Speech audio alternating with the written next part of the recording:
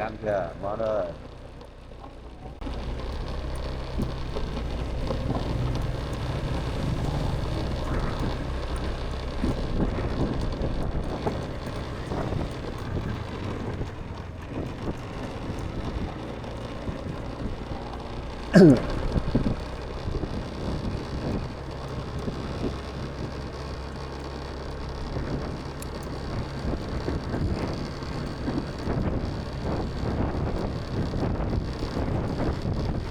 Gió về hả? Gió về.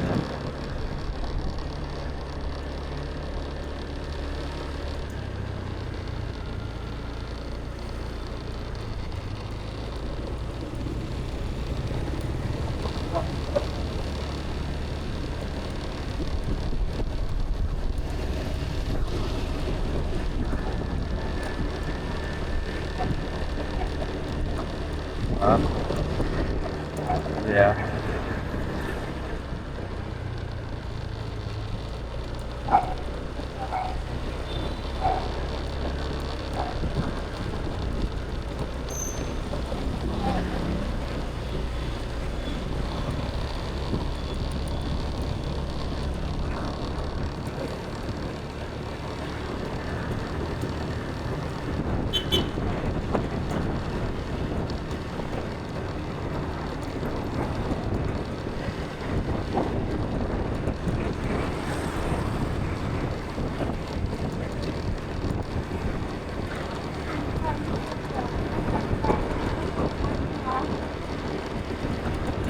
Nó đâu có vỗ cánh đâu mà nó mỏi. Chưa biết, chưa biết. Tức là chim nó bay là nó lương theo cái luồng không khí nó đẩy lên. Nó có luồng khí nóng ở dưới nó đẩy lên.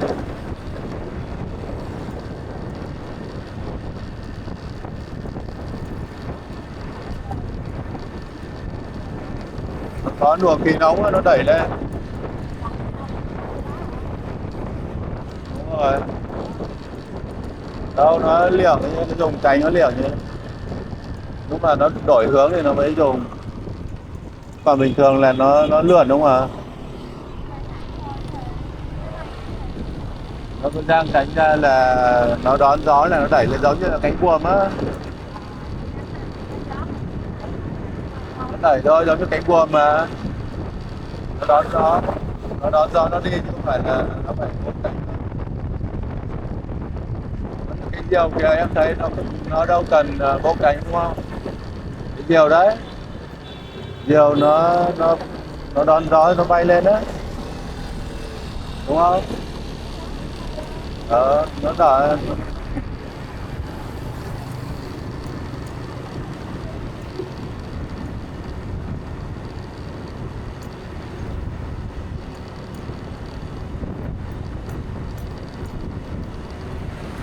Trời đẹp ghê ha. Trời, trời nắng đẹp ghê.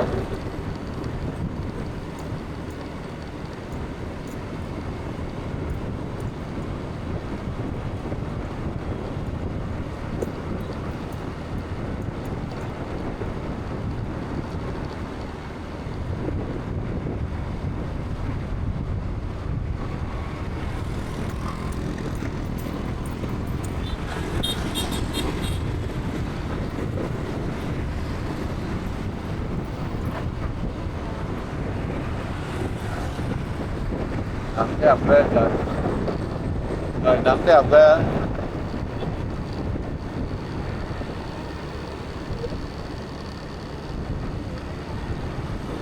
Trồng cây thôi.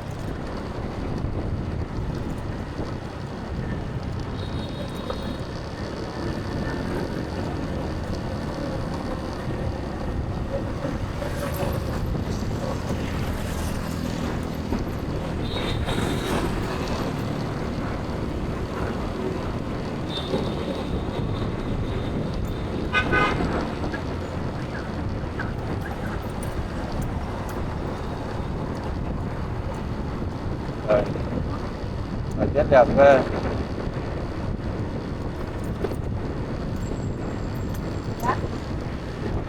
Trời đẹp ghê. Trang phục bữa nào trời này có gì không? Trời giá không có ghế.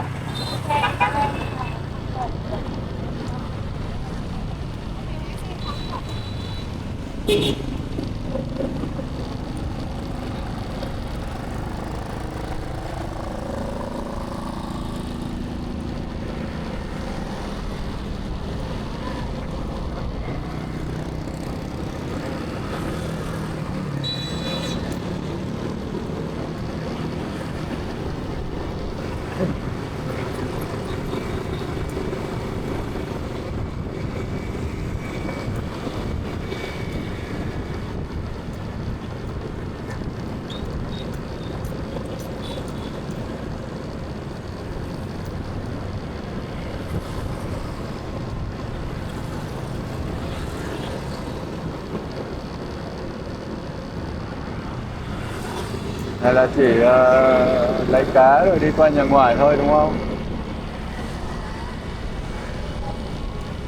Hả? Một con.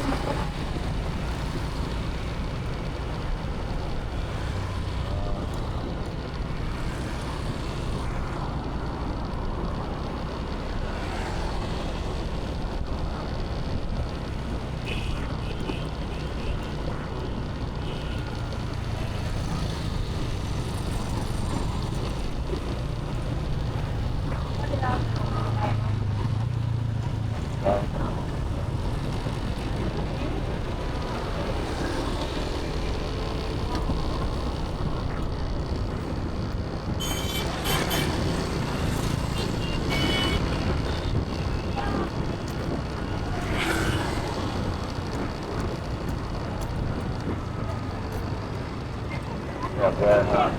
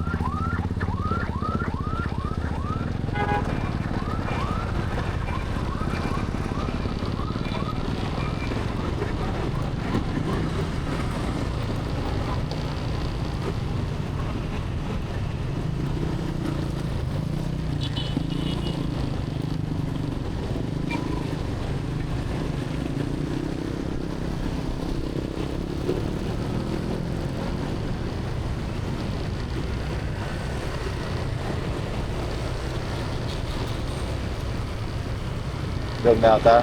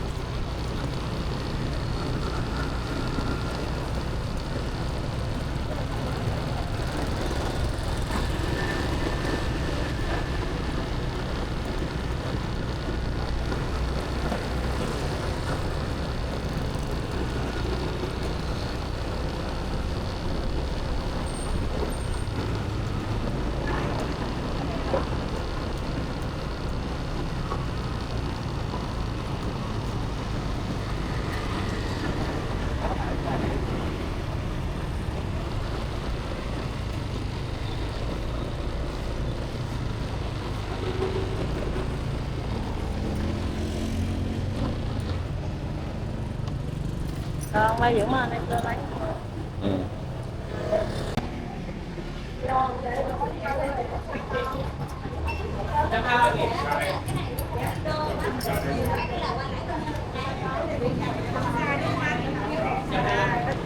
Lên về nhá. Đi.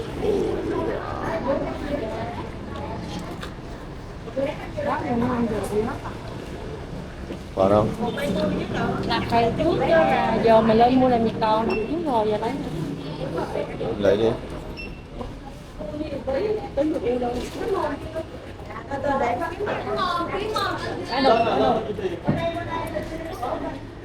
ở đây cho khách đây nha. Cái mực không hả chị? Đúng rồi, một cây. 7 chị. 4-5 đây đây.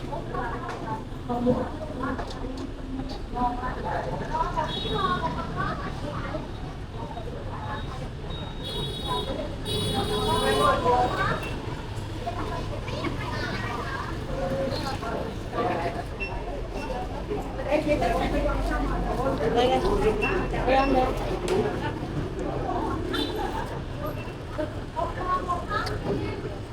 Đúng rồi. Nhiều khi trồng bánh này.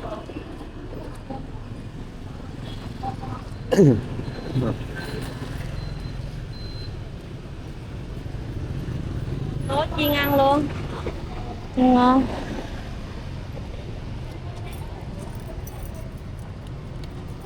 Để dành mình mo ăn số một tí. Để lâu không ngon.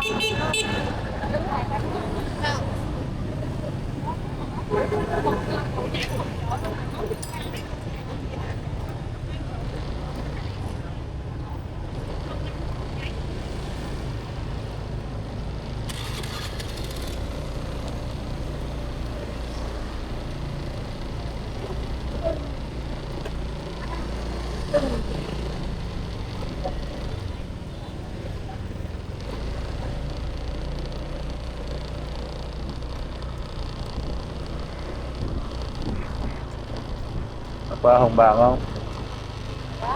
Qua Hồng Bàng không? Hả? Đi qua thôi. Qua mua xong rồi qua nhà ngoài. Qua nhà ngoài trước.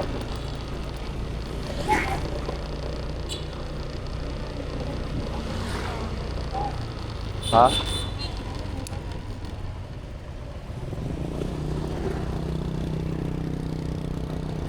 Cái chợ giữa đường Trần Bình Trọng đâu nhỉ?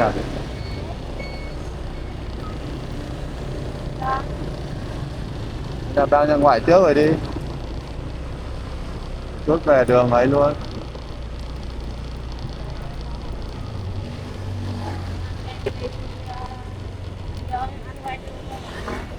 Ở ngoài này.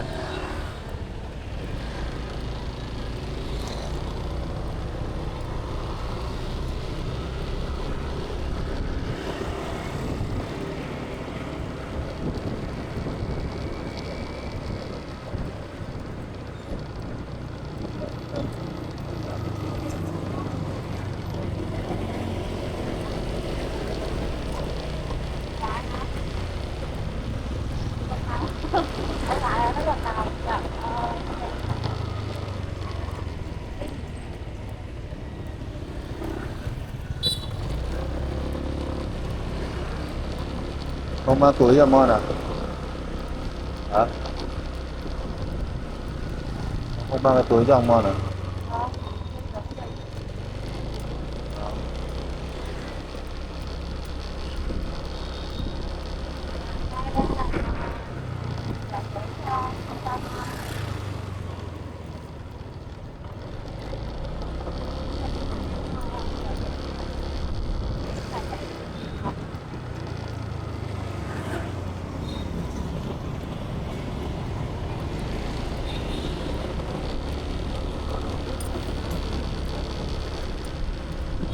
Mua ấy đấy, mua một trên giòn thôi.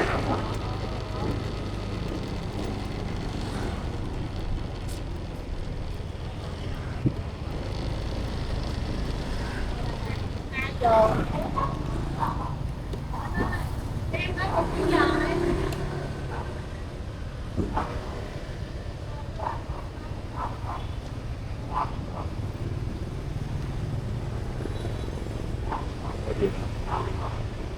Mua một gói đâu?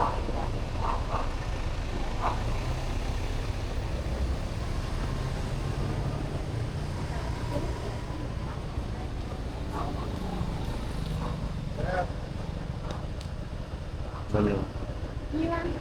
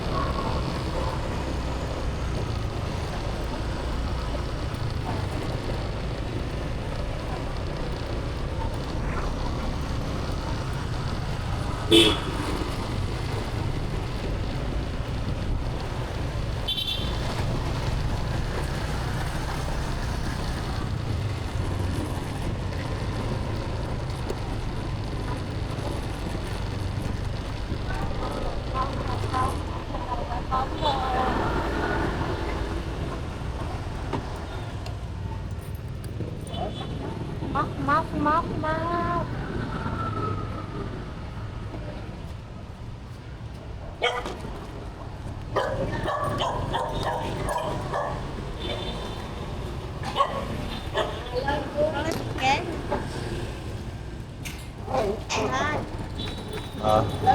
Bè. Ngon ngon. Ngon ngon ngon. Mày vậy? Dạ. Không lột, đem lên lại. Lột kia ông Đem kia về nhờ ông vừa Dạ. lột cho nó một chút kìa, đang lột cho chị Nơ đó. Thôi, bây giờ dưới lột nắm được đây, mẹ lấy một bịch đây, một bịch cua đây. Ủa chứ đâu mỏ mũ đây, như thiệt vậy? Đẹp trai không? Cái tóc Quá đẹp đẹp trai trai không? luôn á. Ờ. Quá đẹp trai, Ai? kiểu luôn á. Lấy thịt bò kia. Mẹ Hôm mua qua thịt thấy bò. hợp tác Có thịt bò. Đó, hả? Mẹ nói không có thịt bò. Không có tôm chứ, còn thịt bò thì có. chào ngoài chưa? À chưa? À ngoài à giường chưa? Thịt bò. Đi lên lấy kéo với lại lư cho bà gọi cái này ở nè. Ngon ngon.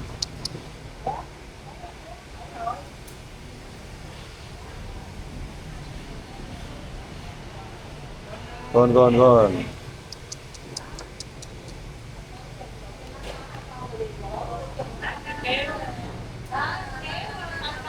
Gỗ là phải năm ăn nha. Đó, chứ ông Thư là chị. Ủa chứ giờ lên là nấu cái này được không? Cô tự mổ kia hả? Ủa ra nó tự bón trên À, bò. Là quả nó vừa đi về nó ăn.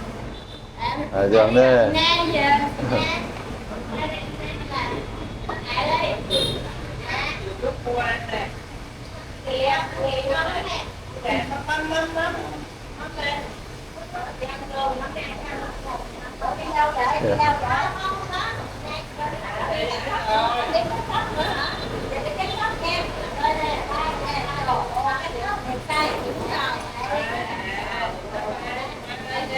vậy viết mấy đôi mình ta lấy hàng cho mình lại ba ngoại lên nha.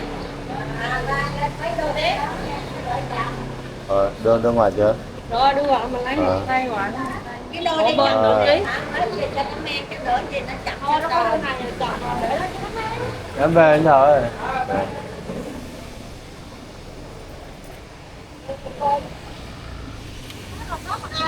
Cũng khen đẹp á. Quá đẹp trai luôn á, nhìn trắng trẻo trời. cắt được cắt thì cái mà không không bao giờ có một tiếng nha.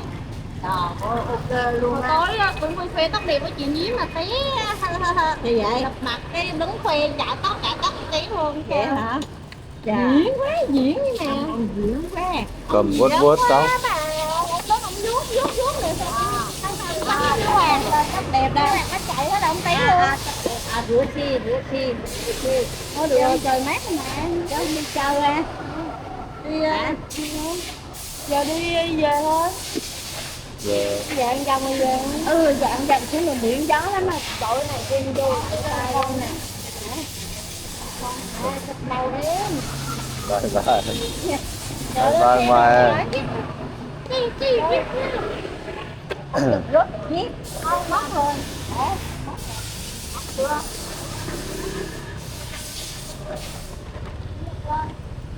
Tôi nghiêm túc đó, nghiêm túc đó. Về nó cho mình trọng nó kêu mãi.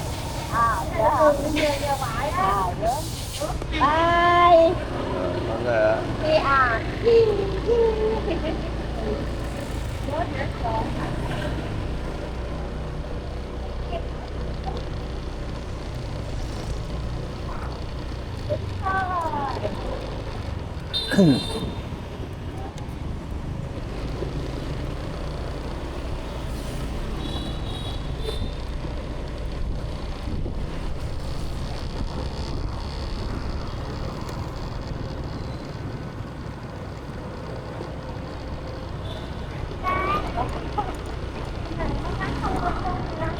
Hả?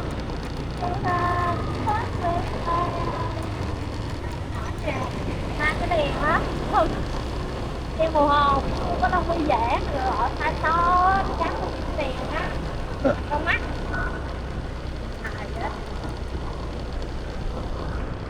Ở đường nào ta? Hả? Ở đường nào? Hồng Bàng á? Cầu Quốc. Đoạn nào rẽ trái rẽ phải? Hai đèn không á, giờ để trái.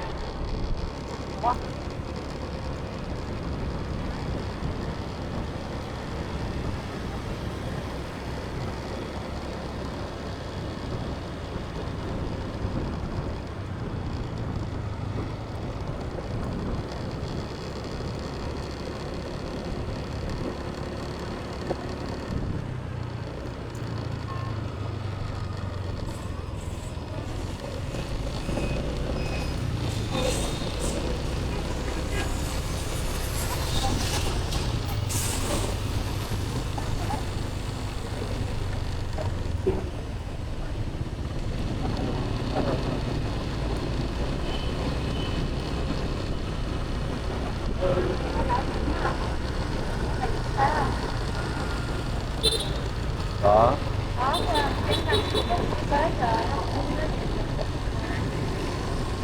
Ở tư nhân mà.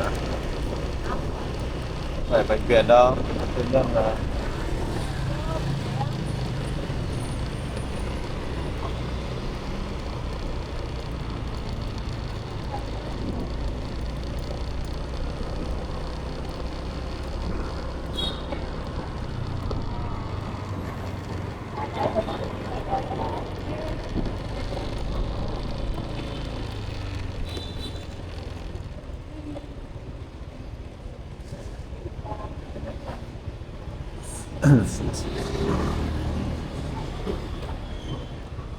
Momo.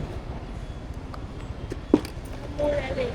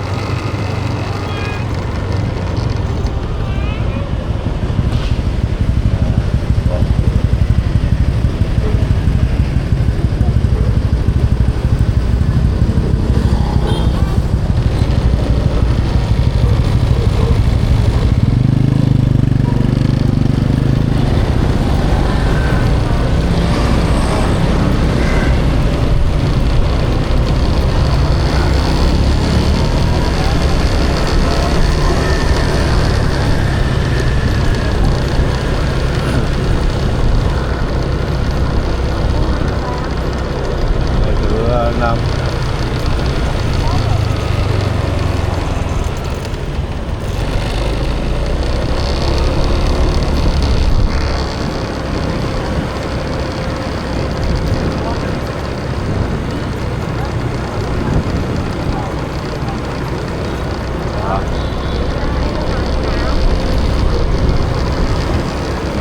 Thứ 6, thứ 7 gì đó.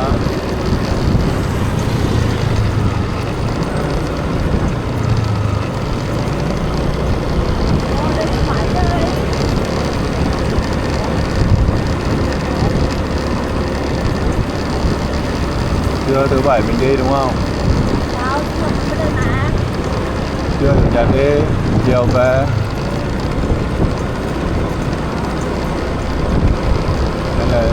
Hay là chưa đi thì về luôn.